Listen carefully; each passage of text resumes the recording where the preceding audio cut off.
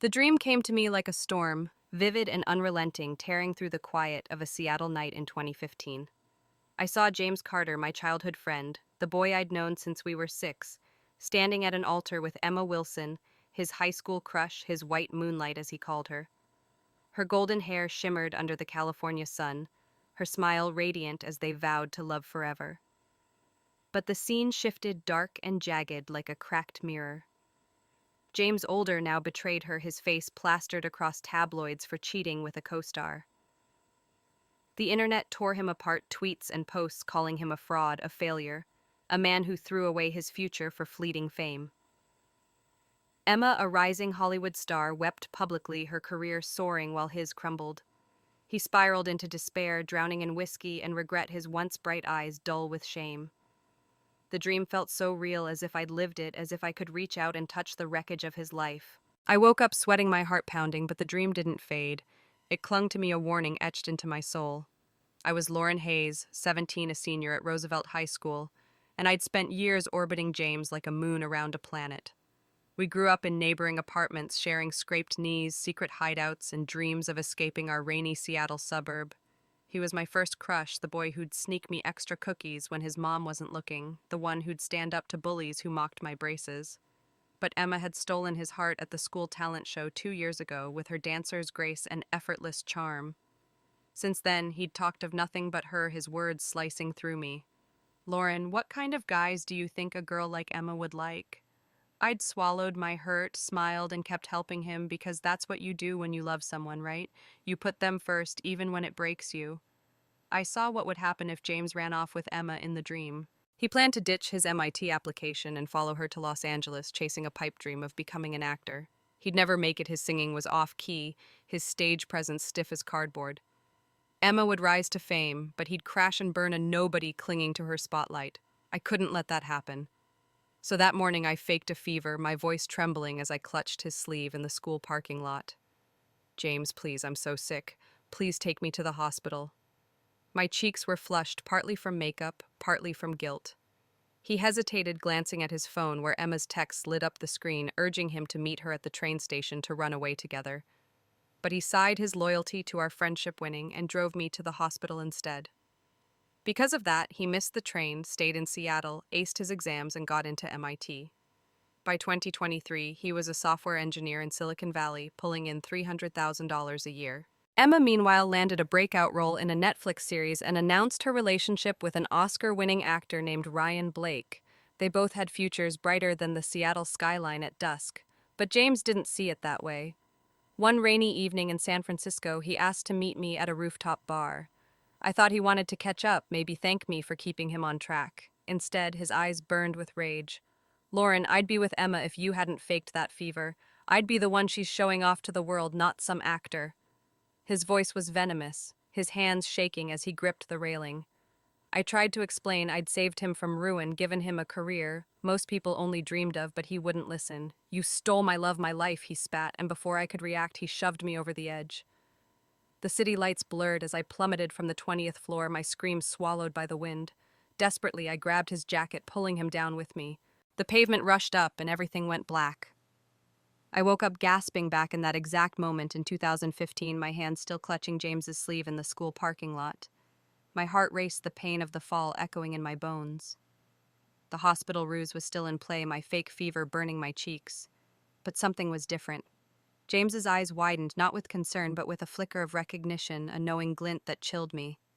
He shook me off, muttering, "I'm not falling for this again," and sprinted toward the train station. He'd been reborn, too. My hand fell to the pendant around my neck, a silver crescent moon my mother gave me when I turned 10. She'd said it was a family heirloom, blessed by a mystic in New Orleans, meant to guide us through fate's twists. It pulsed warmly against my skin, as if whispering that this was no ordinary second chance. I stumbled back, the weight of our shared deaths heavy in my chest. Had the pendant brought us back? And if so, why I sat on the curb, the Seattle drizzle soaking my hoodie, and let the truth sink in. James had killed me, hated me for trying to save him. The boy I'd loved, the one I'd given up my dreams for, saw me as the villain. But this time I wouldn't chase him. I wouldn't beg him to see reason. If he wanted to throw his life away for Emma, let him. The pendant glowed softly, urging me forward, and I knew I had to rewrite my story. I stood up, wiped the rain from my face, and headed home determined to live for myself. Hey, if this tale of betrayal and second chances has you hooked, hit that like button to show some love, comment with your thoughts on James's choice, and subscribe to our channel for more stories of fate and redemption. Your support keeps these stories alive, just like Lauren's pendant keeps her fighting for a new future. The rain followed me home, a steady Seattle drizzle that mirrored the ache in my chest. I pushed open the door to our apartment, the familiar scent of my mom's lavender candles wrapping around me like a hug. My parents, Sarah and Tom Hayes, were laughing over a pot of chili in the kitchen. Mom's auburn hair was tied back, her apron dusted with flour, while Dad chopped onions with exaggerated precision, pretending he wasn't tearing up. They were my anchor, the ones who'd held me through every heartbreak, even the ones they didn't know about. In my past life, I'd seen their faces at my funeral. Mom's sobs, Dad's stoic silence, and the memory clawed at me. I'd broken their hearts over James, a boy who'd thrown me away. Never again. "Lauren, you're soaked," Mom called, rushing over with a towel. "What's wrong, sweetheart? You look like you've seen a ghost." I hesitated, the truth too wild to share fully. Instead, I sat at the table, the pendant cool against my skin, and said I had a weird dream. It felt so real, like I got a second chance at life. Dad raised an eyebrow, but Mom's eyes softened. "Your grandma always said that the pendant carries old magic," she said, touching the crescent moon at my neck. "It could be telling you something." I nodded, not ready to explain the rooftop, the fall, or James's betrayal. But I told them enough about wanting to focus on my future, about making more intelligent choices. They listened, their trust unwavering, and when I suggested investing in a tech startup I knew would skyrocket thanks to my past life memories, they agreed without question. "We believe in you, kiddo," Dad said, ruffling my hair. Their faith was a lifeline pulling me back from the edge of my pain. That afternoon I stood outside King Street Station, the pendant humming faintly as I watched James and Emma in a scene straight out of a rom-com. He'd made it to the train station this time, his arms wrapped around her, their kiss drawing stares from passers-by. Emma's golden hair caught the light, her laughter bright as they clung to each other, oblivious to the world. They glanced at me, their eyes smug, as if daring me to react. I'd have crumbled in my past life, my heart shattering at the sight. But now I felt only a dull ache, the ghost of a love I'd buried. The pendant pulsed, grounding me, and I curled my lips into a faint smile. Let them have their moment. I'd seen their future scandals, heartbreak, ruin, and I wouldn't stop it this time. Back at school, I threw myself into my studies, the pendant a constant reminder of my second chance. Roosevelt High buzzed with gossip about James and Emma, their romance a wildfire that consumed their focus. They skipped classes, snuck off to parties, and posted dreamy selfies that racked up likes. James, once a straight-A student I'd tutored through sleepless nights, was slipping, his MIT dreams fading with every missed assignment. I remembered those nights in our past life, me highlighting textbooks, quizzing him on calculus, and sacrificing my grades to ensure his success. I'd failed my SATs, barely scraping into a community college while he soared to MIT. And yet he'd blamed me, his voice echoing on that rooftop. "You ruined my love, Lauren. You meddled where you shouldn't have." His hands around my throat, his rage twisting his face, it haunted me still. But now I was done saving him. I sat in my room that evening, the pendant glowing softly as I opened a journal. I wrote about the fall, the betrayal, the way James's hatred had shattered me. The words spilled out raw and jagged, but the pain loosened its grip as I wrote. I wasn't that girl anymore, the one who lived for his approval. I was Lauren Hayes, and I had dreams of my own Yale, a career, a life free of his shadow. The pendant seemed to agree, its warmth spreading through me like a promise. I closed the journal, feeling lighter, and looked out at the Seattle skyline, the Space Needle piercing the clouds. James could chase Emma to the ends of the earth. I was chasing something bigger. At school, I noticed Sam Carter, no relation to James, a quiet kid with thick glasses and a buzz cut, always hunched over a laptop in the library. He'd saved me a seat once, claiming his friend bailed, and I'd brushed it off. But now I saw him differently. In my past life, Sam became a Hollywood heartthrob, his face on billboards, his name linked with Emma's in gossip columns. Here he was, just a senior, his family scraping by on his parents' diner wages. I sat beside him one day, the pendant tingling as if nudging me toward him. "You're always coding," I said, nodding at his screen. He pushed up his glasses, a shy smile breaking through. "Yeah, I want to build apps someday, maybe study at Stanford." His voice was soft but determined, and I saw a spark of the star he'd become. You should try contacts, I said lightly. Your eyes are too good to hide. He blushed, and I felt a flicker of something curiosity maybe, or the start of a new connection. The pendant pulsed as if it knew something I didn't, and I wondered if Sam's quiet presence was part of my second chance. James and Emma's romance grew louder, their public displays a daily spectacle. Teachers sighed, classmates whispered, but I tuned it out. I had my parents support my journal to process my pain, and a pendant that seemed to guide my steps. I wasn't the girl who'd died for James anymore. I was Lauren Reborn. This time I'd write my own ending. The Seattle rain had softened to a mist cloaking the city in a quiet haze as I sat at our kitchen table, the pendant around my neck pulsing gently. My parents, Sarah and Tom Hayes, moved around me, their voices a comforting hum. Mom was stirring a pot of her famous clam chowder, the aroma filling our small apartment, while Dad flipped through a newspaper, muttering about the Seahawks' latest game. Their normalcy grounded me starkly, contrasting the chaos of my past life. I could still see their faces at my funeral, Mom's sobs echoing in the church. Dad's hands clenched so tightly, his knuckles turned white. I'd died for James Carter, the boy I'd loved since childhood, only to learn he'd hated me for it. A New Orleans mystic touched the pendant, a silver crescent moon my mom swore seemed to hum with purpose, as if urging me to rewrite my story. I wouldn't let my parents grieve again. Lauren, you're awfully quiet, Mom said, setting a bowl before me. Her green eyes so like mine searched my face. I took a deep breath, the weight of my rebirth heavy but necessary. I've been thinking about my future, I said. I want to go to Yale, study business, and make something of myself. Dad lowered his paper, his smile warm. That's our girl, always aiming high. I hesitated and then added that to my portfolio and some tech stocks. I have a good feeling about a few startups. In my past life, I'd watched companies like NeuralNet and Skylab soar knowledge I carried into this life. Mom raised an eyebrow but nodded. Your grandma always said that the pendant gave you a sixth sense. If you're sure, we'll back you. Their trust was a lifeline, and I vowed to protect it. At Roosevelt High, I threw myself into SAT prep, my nights filled with flashcards and practice tests. The pendant glowed softly as I studied, a reminder of my second chance. James and Emma, meanwhile, were the talk of the school, their romance a wildfire. They'd skip classes to make out in the courtyard, their laughter loud as they planned their escape to Los Angeles. Emma, with her dancer's grace and golden hair, was already auditioning for commercials, while James, once a math prodigy, let his grades slip, his MIT dreams fading. I remembered the nights I'd stayed up tutoring him, my SAT score tanking because I'd prioritized his future over mine.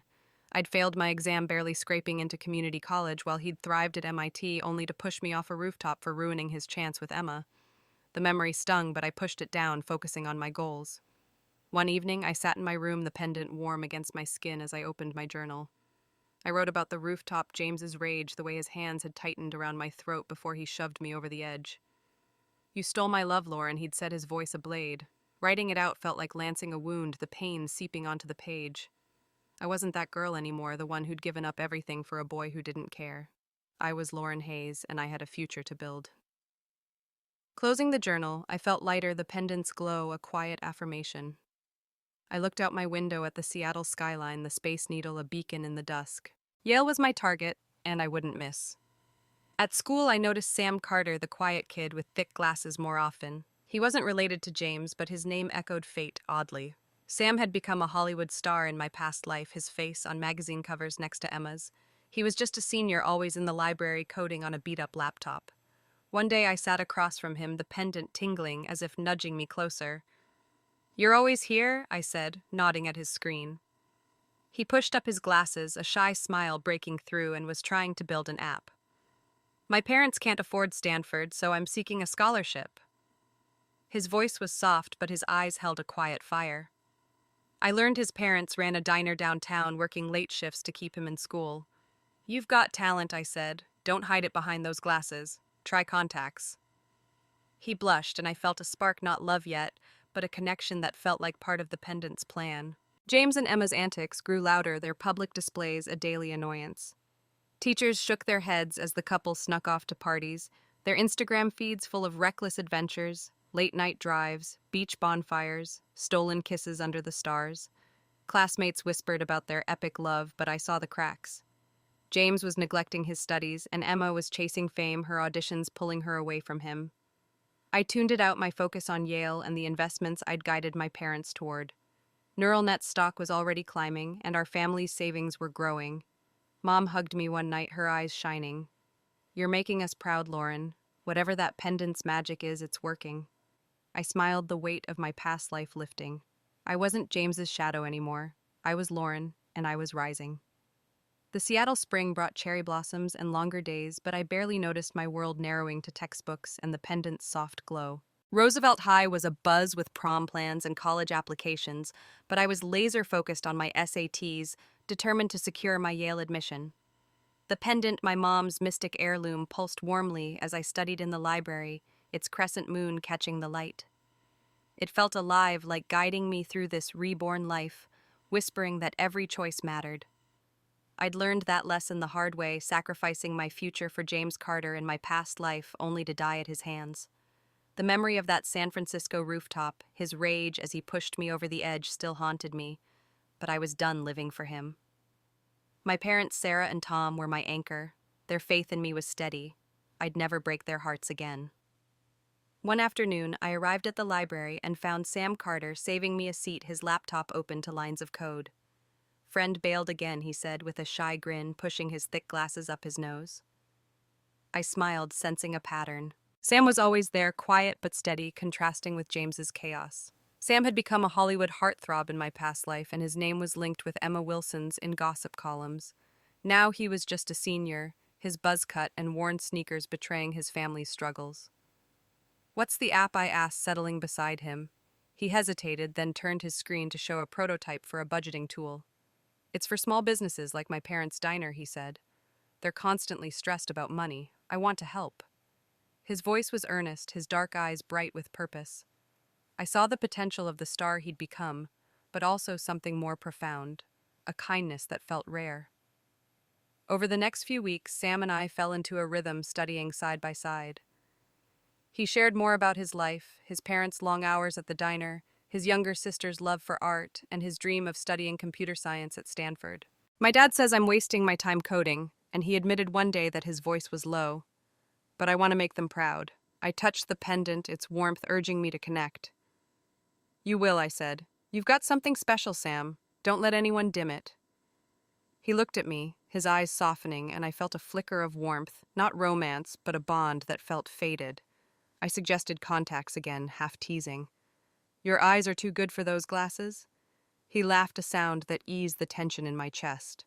The pendant pulsed as if approving. James and Emma, meanwhile, were spiraling their romance once the envy of Roosevelt High was cracking under the weight of their choices. Emma's auditions pulled her to Los Angeles for days at a time, leaving James to mope in the cafeteria, his grades slipping further. He'd stopped attending math club where we'd once solved equations together, and his MIT application was a distant memory. Classmates whispered about their latest stunt, crashing a local band's gig, drunk and loud, until security kicked them out. I overheard Emma bragging about a callback for a teen drama, her voice sharp with ambition. "James gets it," she said. "He's coming with me to LA after graduation." I smirked, remembering my past life, Emma's rise to fame, James's fall into obscurity. The pendant hummed a reminder that their path was theirs to walk. One evening, I invited Sam to a coffee shop near his parents' diner, curious about the boy behind the glasses. The pendant glowed as we talked, the conversation flowing easily. He told me about his mom's secret love for sci-fi novels, how she'd read him Dune as a kid, sparking his coding passion. "She thinks I'm crazy for dreaming of Stanford," he said, stirring his latte. "But I want to give them a better life." I shared some of my dreams, building a company, studying at Yale, and making my parents proud. I didn't mention my rebirth, but the pendant's warmth made me wonder if Sam carried his secrets. "You're different, Lauren," he said suddenly. "Most people here are caught up in drama, but you're focused."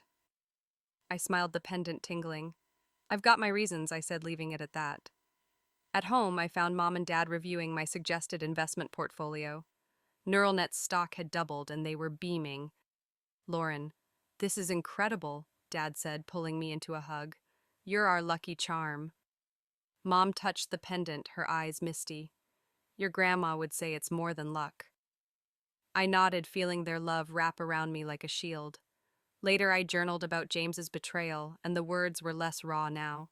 I wrote about Sam's quiet strength and the pendant's strange guidance. The pain of my past life was fading, replaced by a fierce determination to live for myself. As I closed my journal, the pendant glowed brightly as if whispering, "You're on the right path." I looked out at the Seattle rain, the city lights a promise of the future I'd claim. The Seattle spring was in full bloom, cherry blossoms painting the Roosevelt High campus in soft pinks, but the air felt tense.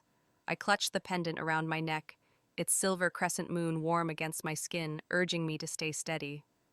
The mystic heirloom passed down from my grandmother had guided me through this reborn life, its pulses a reminder of the second chance I'd been given. I'd vowed to focus on my future Yale, a business degree, a life free from the shadow of James Carter, the boy who'd killed me in my past life. His betrayal still lingered like a bruise, but I was learning to let it fade. My parents, Sarah and Tom, were my rock. Their faith in me was unwavering. Last night over dinner, Mom had squeezed my hand, her eyes bright with pride. "You're unstoppable, Lauren. That pendant's magic is shining through you." Dad nodded, showing me the latest stock reports. Neural net was soaring, and our family's future was secure thanks to my past life knowledge. Their love was a shield. I wouldn't let James break it again. I was heading to the library, my backpack heavy with SAT practice books, when James cornered me in the hallway. His brown eyes, once warm with our childhood laughter, were cold, his jaw tight. "Stay out of my life, Lauren," he said, his voice low and sharp. "Don't ruin things with Emma again." The words hit like a slap, confirming what I'd suspected. He was reborn too, carrying memories of our past life where I'd faked a fever to stop him from running off with Emma Wilson. Back then, I'd saved him from a doomed future, securing his MIT acceptance, but he'd repaid me by pushing me off a San Francisco rooftop, his voice echoing, "You stole my love." Now he stood inches away, his glare a warning. The pendant pulsed, grounding me, and I felt a surge of clarity. I wasn't that girl anymore who'd sacrificed her dreams to tutor him through sleepless nights, only to fail my own SATs. I met his gaze, my voice steady. "I don't care about your life, James. Do whatever you want." His eyes widened as if he hadn't expected my indifference. In our past life, I'd have begged him to see reason, my heart breaking at his rejection. But now the pendant's warmth reminded me of my worth. I walked past him, not looking back, the hallway buzzing with students oblivious to our clash. The memory of his hands around my throat, the San Francisco skyline blurring as I fell, flickered in my mind. But I pushed it down. I'd spent too long living for him, staying up to quiz him on calculus, highlighting his textbooks, neglecting my studies. He'd soared while I'd crumbled, and still he'd blamed me no more. At home, I opened my journal, the pendant glowing softly as I wrote. The words poured out James's rage, the rooftop, the way his betrayal had shattered me. But as I wrote, the pain felt smaller, like a storm passing. His hatred didn't define me. I was Lauren Hayes, aiming for Yale, building a future with my parents' trust. I wrote about Mom and Dad, their laughter over dinner, the way they'd believed in my stock picks without question. Dad said, "You're our lucky charm," and I vowed to live up to it. Closing the journal, I felt lighter. The pendant's pulse, a quiet promise I was on the right path. The next day, I found Sam Carter in the library, his laptop open, his thick glasses slipping down his nose. He'd saved me a seat again, his shy smile contrasting James's intensity. Sam had become a Hollywood star in my past life, and his name was tied to Emma's in tabloids. Now he was just a senior, and his family's diner was barely keeping them afloat and working on that app I asked, settling beside him. He nodded, showing me a sleek interface for his budgeting tool. "It's almost ready to demo," he said, his voice soft but proud. My parents could use it at the diner. I admired his drive, which differed from James's reckless chase for Emma. I said, "You're going to kill it at Stanford," and his eyes lit up a spark of the star he'd become. The pendant tingled as if nudging me toward him, and I wondered if he also carried memories of another life. James and Emma's romance was unraveling, their public displays, less romantic, more desperate. They'd been caught sneaking into a bar, their faces splashed across local gossip blogs. Emma spent more time in Los Angeles auditioning for TV roles while James skipped classes, his grades in freefall. Classmates whispered about their fights, Emma's ambition clashing with James's clinginess. I tuned it out, focusing on my SAT prep, and my parents' pride was fueling me. One evening, Mom showed me a photo from my childhood, James and I, grinning with ice cream smeared on our faces. "You were so close," she said softly. I touched the pendant, its warmth steadying me. I said that was a long time ago, and she hugged me, sensing my resolve. James could chase his doomed love.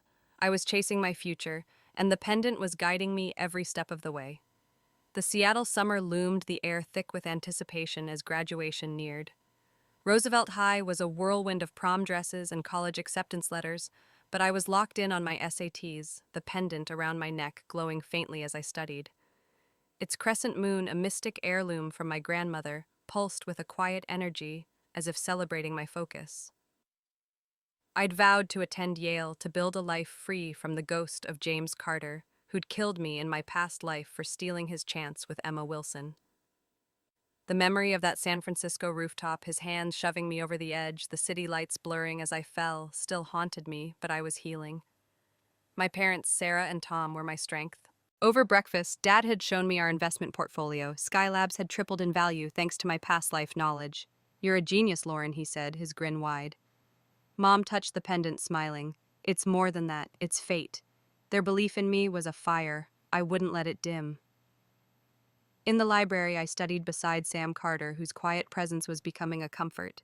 He'd taken my advice and tried contact lenses, revealing striking dark eyes that hinted at the Hollywood star he'd become in my past life.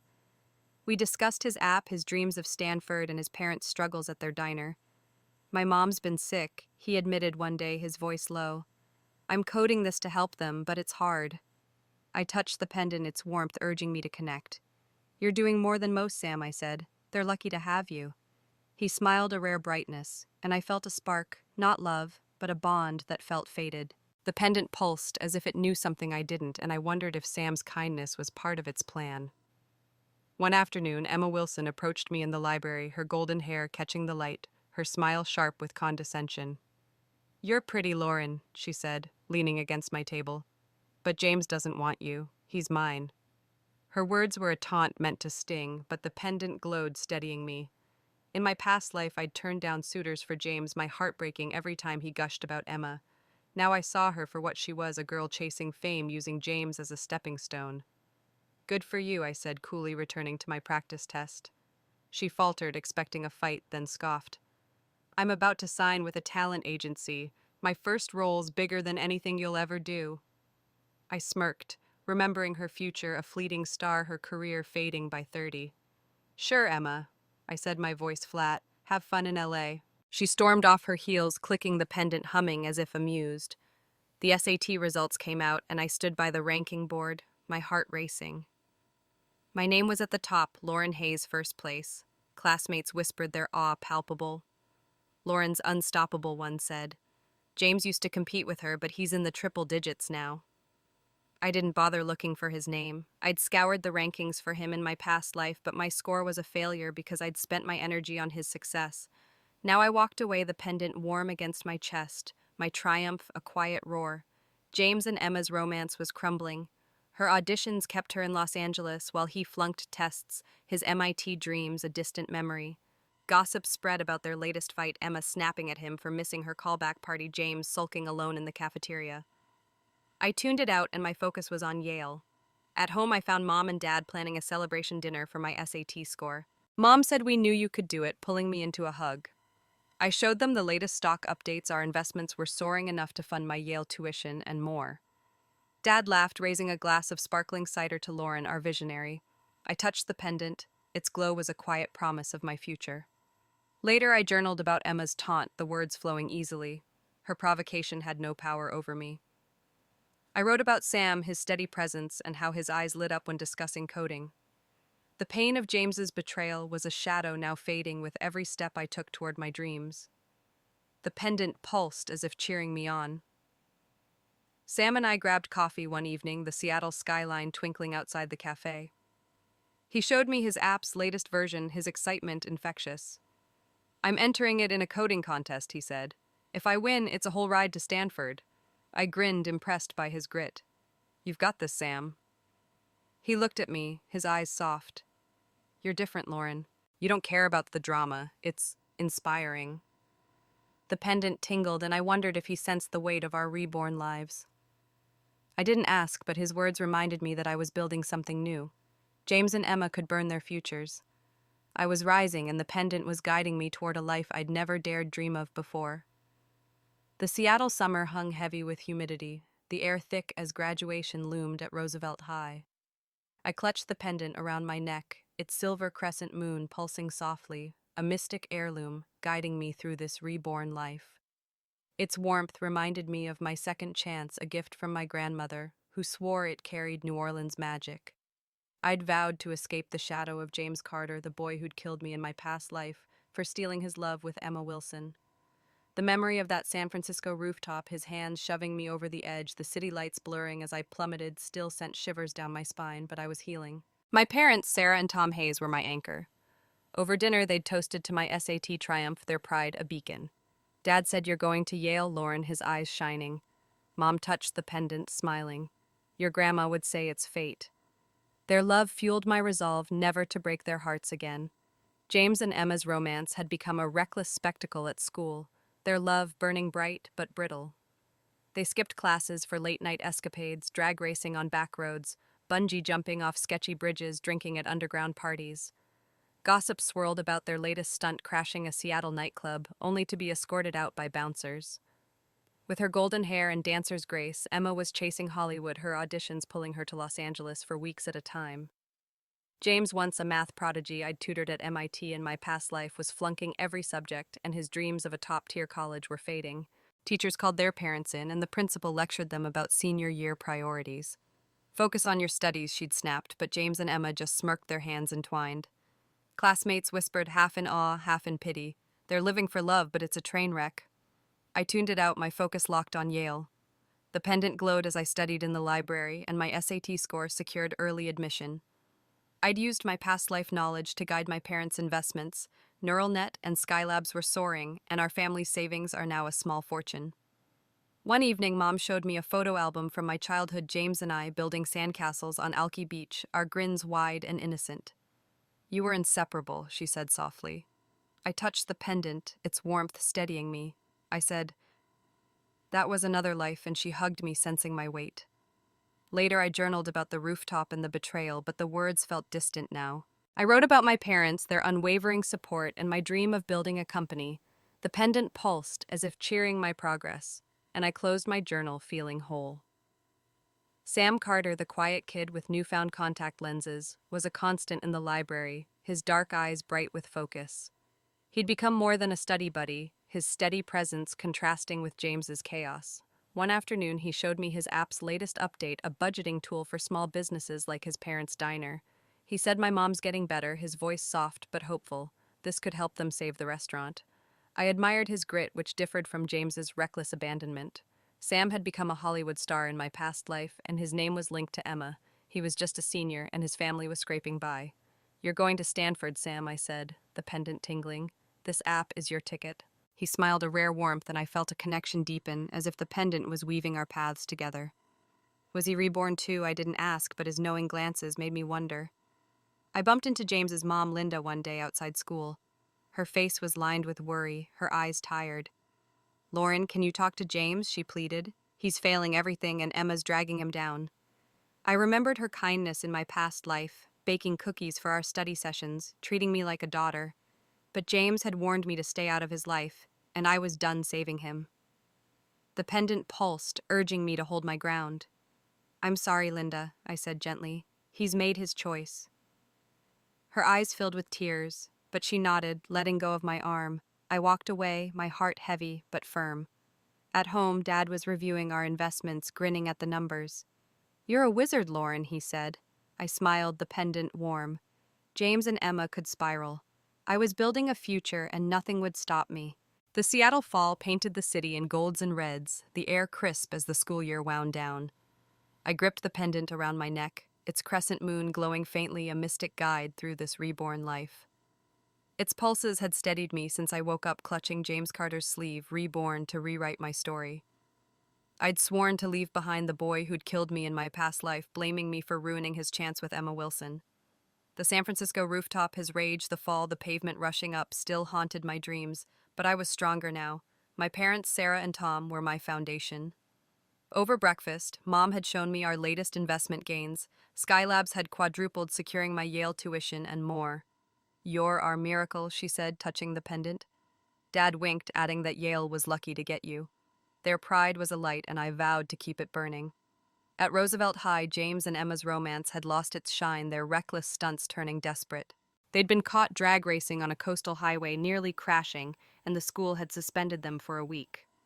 Emma was in Los Angeles more than Seattle, chasing TV roles while James skipped classes, his grades in the gutter. Gossip spreads about their fights. Emma yells at him for missing her latest audition, and James storms off to sulk alone. I remembered my past life, Emma's rise to Hollywood fame, James's fall into obscurity, his resentment culminating in my murder. Now I stayed clear, my focus on Yale. The pendant pulsed as I submitted my early application, and my SAT score was a golden ticket. I'd learned from my past life's mistakes, sacrificing my dreams to tutor James, failing my own exams. This time I was first. Sam Carter was my library constant, his contact lenses revealing eyes that sparked with ambition. We'd grown close, our talks moving beyond coding to dreams and fears. One day he confided in his mom's recovery from a lung infection, his voice raw. "The diner's barely breaking even," he said. "I'm entering my app in a national contest. If I win, it's Stanford." I touched the pendant, its warmth urging me to support him. "You've got this, Sam," I said. "Your parents are proud, even if they don't say it." He smiled, a quiet strength in his gaze, and I felt a bond deepen, as if the pendant was tying our fates. In my past life, Sam had been a Hollywood star linked with Emma. His kindness felt like a gift, and I wondered if he carried memories of another life. One morning, Linda James's mom stopped me outside the school office, her face etched with exhaustion. "Lauren, please help James," she begged, her voice trembling. "His grades are a disaster, and Emma's leading him astray." I remembered her warmth in my past life, packing us lunches, cheering at our science fairs. She'd treated me like family, but James had made his choice clear, warning me to stay out of his life. The pendant glowed, steadying my resolve. "I'm sorry, Linda," I said softly. "I've tried before, and he doesn't want my help." Her eyes welled up, but she nodded, her hand lingering on my arm. I walked away, my heart aching for her pain, but firm in my boundaries. I wasn't responsible for James's ruin. Later, I found Sam in the library, slumped over his desk, his face pale. "Stomachache," he muttered, wincing. I grabbed a paper cup of hot water from the lounge, the pendant tingling as I handed it to him. "Drink this," I said, knocking gently on his desk. He looked up, his eyes, now free of glasses, misting with gratitude. "Thanks, Lauren," he said, sipping slowly.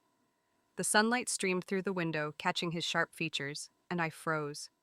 He was the Sam from my past life, the future star, but he was honest, human, and vulnerable here.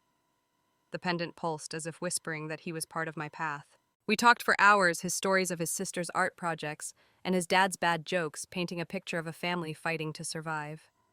I said, "You're strong, Sam," and his smile was a spark that warmed me. At home, I journaled about Linda's plea, the pendant glowing as I wrote.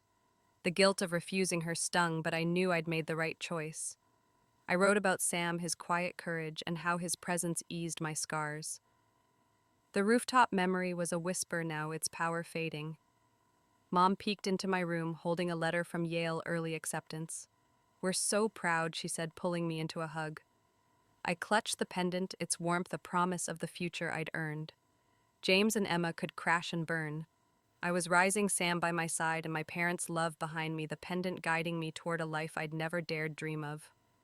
The Seattle autumn deepened, the city awash in fiery reds and golds, the air crisp with the promise of change. I clutched the pendant around my neck, its silver crescent moon pulsing softly, a mystic heirloom guiding me through this reborn life. Its warmth was a beacon reminding me of the second chance I'd been given to escape the shadow of James Carter, the boy who'd killed me in my past life for stealing his love with Emma Wilson.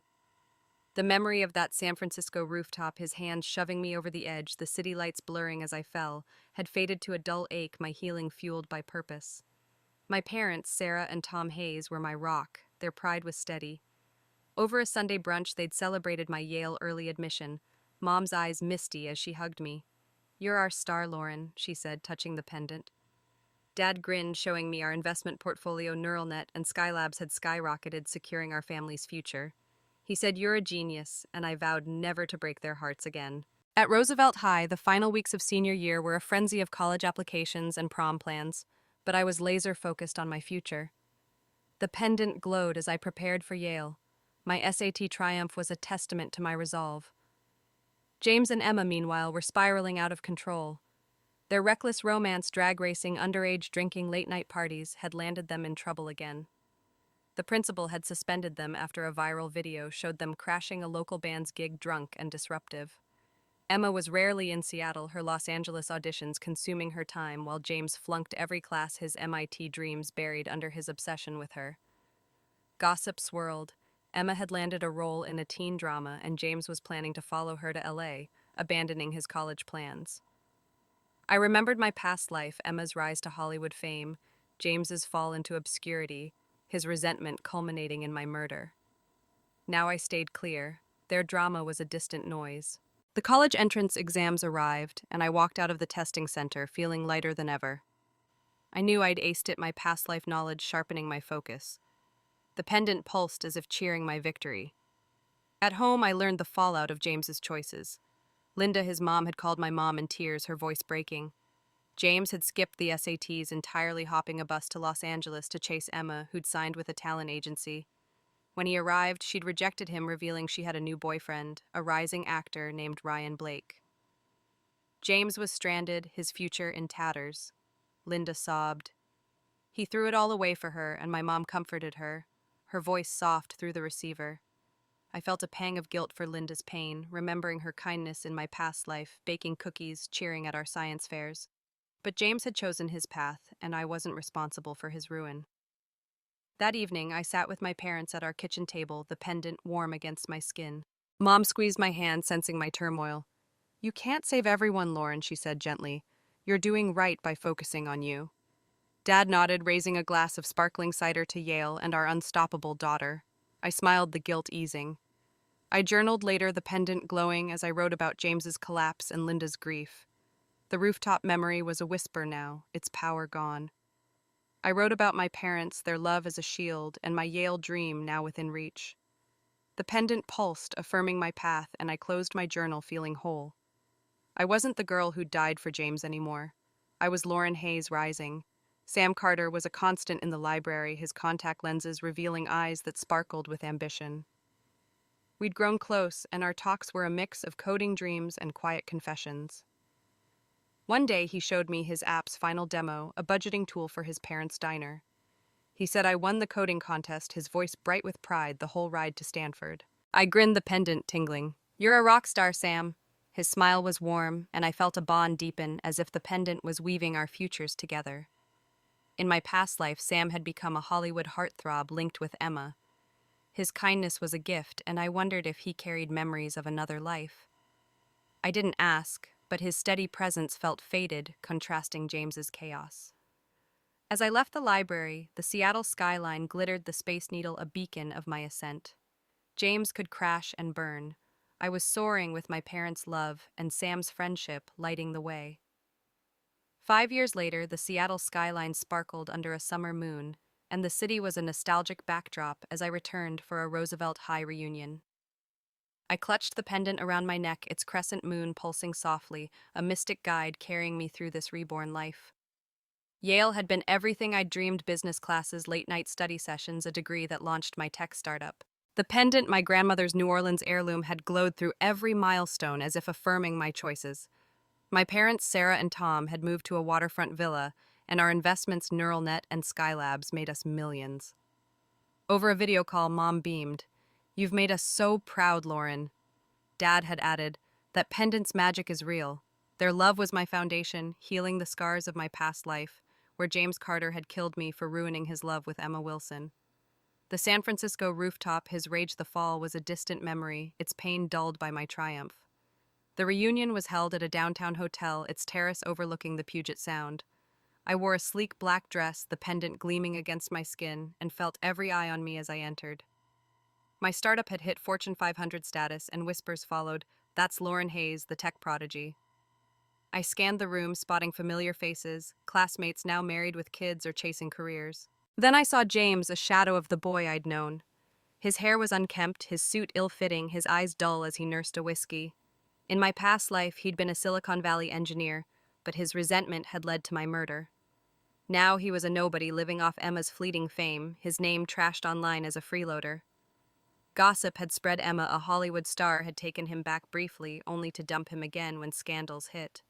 I felt no pity, only closure. The pendant pulsed as if nodding in agreement. Sam Carter stood beside me, his presence a quiet strength. He'd graduated from Stanford and joined my startup as a shareholder, his coding genius fueling our success.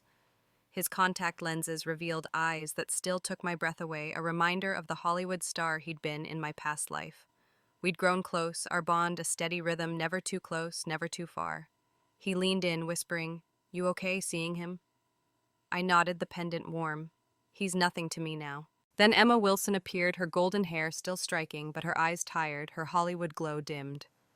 She'd risen to fame, but tabloids hinted at her struggles, roles drying up, relationships crumbling. She spotted Sam and froze, her face crumpling. "Sam, why did you leave me?" she sobbed, throwing her arms around him. The pendant flared hot against my skin as if sensing a storm. Sam pushed her away, his voice cold. "I used you, Emma. I'm with Lauren now." He grabbed my hand, his grip firm, shielding me as Emma's eyes blazed with fury. She raised her hand to slap me, but Sam caught her wrist, his voice icy. "Touch her, and I'll ruin you." Emma collapsed, trembling, her celebrity facade shattered. The pendant pulsed wildly as if unraveling a truth. I glanced at James watching from a corner, his eyes hollow with regret. He stepped forward, his voice low. "I lost you, Lauren." I froze, the pendant steadying me, and thought, "You never had me." I walked away, Sam's hand in mine, the crowd parting as whispers followed. Emma's sobs echoed a preview of her fading career, while James's silence was his defeat. Outside on the terrace, the Seattle night was cool, the stars bright above the sound. Sam and I stood side by side, the pendant glowing softly. "She loved you," I said, my voice steady. "In my past life, you were with her." Sam's eyes met mine, a flicker of recognition.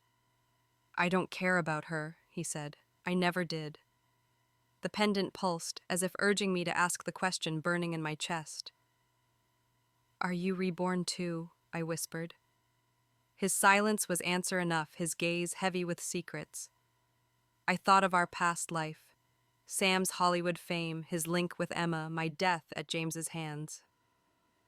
Had Sam known me then, the pendant's warmth suggested he had its magic tying our fates across lives.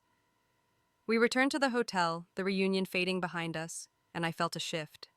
James and Emma were ghosts of my past. Sam was my present, and the pendant guided us toward a future I was ready to claim.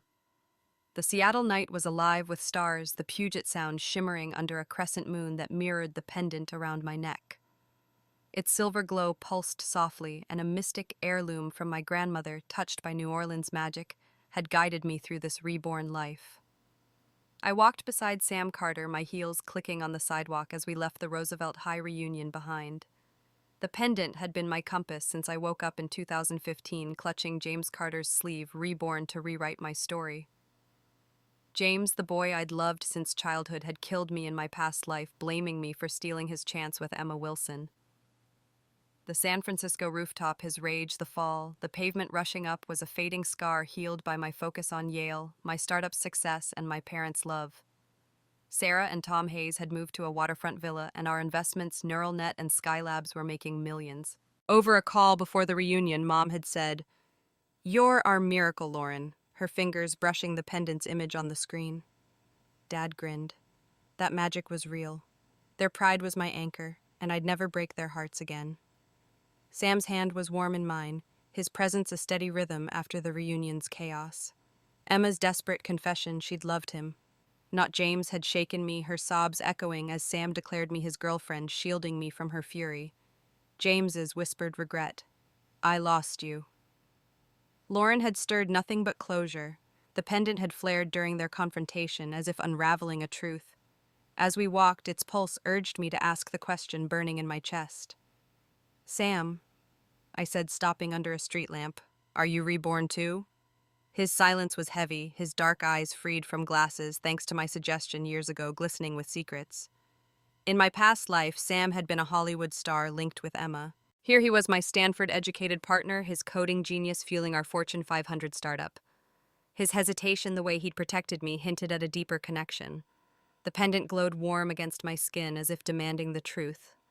Sam sighed, his breath visible in the cool air. "The pendant," he said, nodding at it. "It's not just yours. My grandmother gave me one too, a matching crescent. She said it binds souls across lives. My heart raced, the pendant pulsing wildly. I've been reborn twice, he continued, his voice low. In the first life we were married, Lauren. But you loved James even after he chose Emma. You settled for me, and it broke you. You got stomach cancer and died too young. I couldn't live without you, so I... He trailed off, his eyes distant. I ended it. I froze the pendant, burning hot. The second life, he said, I woke up on the day of the SATs. I bombed them on purpose, went to Hollywood, and took Emma from James, hoping you'd get him back. But he blamed you, killed you on that rooftop. I followed you, ended it again. My knees weakened, the pendant's glow a lifeline. Sam had lived 3 lives for me. His sacrifices were a silent love I'd never seen. In this life, he said, his voice softening, I got to you first. I ruined James's focus, kept Emma distracted, all to protect you. When you told me to ditch the glasses, I knew you were reborn too. I was so happy, Lauren, but scared you'd choose him again. His eyes welled, and I saw the boy who'd saved me library seats coded for his family's diner, stood by me through Yale and beyond. The pendant pulsed as if weaving our souls together. I thought of my first life marrying Sam, my heart still on James, dying unhappy. In the second, his Hollywood gambit had backfired, leading to my death. Now he'd orchestrated James and Emma's downfall, all for me. My journal entries, my parents' pride, my startup success, they were my healing, but Sam was my heart. I touched his face, the pendant warm. You've loved me through 3 lives, I whispered, tears falling. I see you now, Sam. We stood silently, the Seattle skyline, glittering, the pendant's glow, a promise. I thought of my parents, their joy at my graduation, and their laughter-filled villa. I'd healed by choosing myself, but Sam had chosen me too, across lifetimes. The pendant has bound us. It's a magic thread through our lives. James and Emma were ghosts, their choices their own. Sam's hand tightened in mine, and I knew my future wasn't just Yale, wasn't just success, it was him. The pendant pulsed as if whispering, this is your path. I leaned into him, the stars above us, a map of a life I was ready to live with Sam by my side, the weight of 3 lives lifting at last. The Seattle winter was gentle, the city draped in soft snow as I stood in a waterfront venue, the pendant around my neck glowing faintly. Its crescent moon, my grandmother's New Orleans heirloom, had guided me through this reborn life, a mystic thread tying me to my second chance. I'd risen from the ashes of my past life, where James Carter had killed me for ruining his love with Emma Wilson. The San Francisco rooftop, his rage the fall, was a distant memory, healed by my Yale degree, my Fortune 500 startup, and my parents' love. Sarah and Tom Hayes had thrown a lavish party for my graduation, and their villa was a testament to our investments, Neural Net and Skylabs, now worth tens of millions. Over dinner, Mom had hugged me, her eyes misty.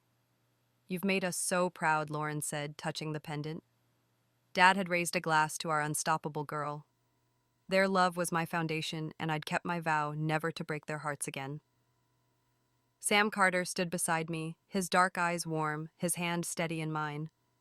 He'd been my partner through Yale, his Stanford coding genius fueling our startup's rise. The pendant had hinted at his rebirth, and his confession after the reunion had unraveled everything: 3 lives, 2 pendants, a love that spanned time. In our first life, I'd married him, but loved James, dying unhappy. In the second, he'd tried to free me from James, only for James to kill me. He'd protected me in this life, orchestrating James and Emma's downfall. The pendant pulsed as I looked at him, my heart full. Sam, I said, my voice trembling, let's get married. His smile was radiant, and he nodded, pulling me close. The pendant glowed as if sealing our bond, its magic complete.